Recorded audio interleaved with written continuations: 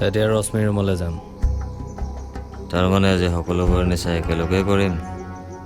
drugs আৰু সেইটো দেখিলে কেনেকৈ তেওঁলোকে অসংশোধিত বেজী সমূহীয়াভাৱে ব্যৱহাৰ কৰিছে যাৰ ফলত HIV সংক্ৰমিত হ'ব পাৰে আনফালে নিচাযুক্ত দ্ৰব্যৰ অপব্যৱহাৰৰ ফলত ভাল বেয়াৰ বিচাৰ কৰিব নোৱাৰা হৈছে